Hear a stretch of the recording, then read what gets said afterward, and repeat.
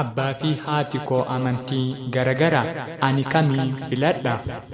Maqaa koo himachuu hin barbaadu, garuu kan dhaladhe jiituu Oromiyaa keessatti umriin koo 16 barnoota kutaa 8 baradhaa jira. Anis akkuma namoota biroo barattuu cimtuudha. Kutaa keessaa tokkoffaa hanga sadaffaa baha. Garuu abbaan kiyyaaf haati tiyya sababa amantiitiin gargar bahani. Haati tiyya amantiin ishii kiristaana, abbaan kiyyaa islaama. Ani garuu haadha kiyya wajjin jiraadha. Isaanis garuu sababa amantiin adda bahan malee wallola biraa hin qabani. Baay'ee wal jaalatani lachuu, anas baay'ee na jaalatu. Garuu ani waan godhu wallaale, amantii kamiin akka qabadhu. Isaan lachuu gara amantii isaanii na waamu. Abbaan kiyya gara islaamaa, islaamni akka nagaa ta'e natti hima.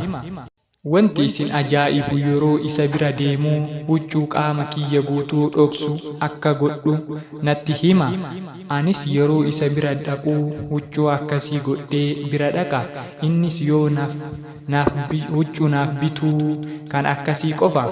Haati tiyya immoo isiinis akka amantii isii fudhuuf yeroo mana charchii deemtu na fuutee deemti. Haala uffannaa fi haala mataa dhaawannaa akkuma isii naaf gooti.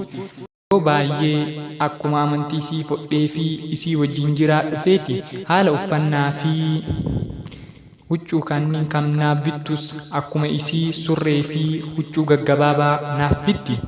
Kunoo akkanatti jira. Mee maal naaf dhaamtu? Maal gochuu qabaa? Koomentii irratti naaf barreessaa, ni dubbisaa. Teenaan galatoomi jennaan. Seenaa akkan fakkaatu kana nu erguu fi isiitii fi ergaa akkana yoo qabaatan kan ta'e jechuudha. Isinis nuuf ergaa fuula telegiraamaa gubbaa kanarratti iskiriinii irratti argitan kanaan jechuudha. Toora irra isinii oolchuu ni danda'a jechuudha. Irraa ni baratu namoonni biraa jettanii seenaa bareedaa yoo qabaatan seenaa kana nuuf ergaa isiniin jechuu barbaada. Galatooma waan na dhaggeeffattaniif.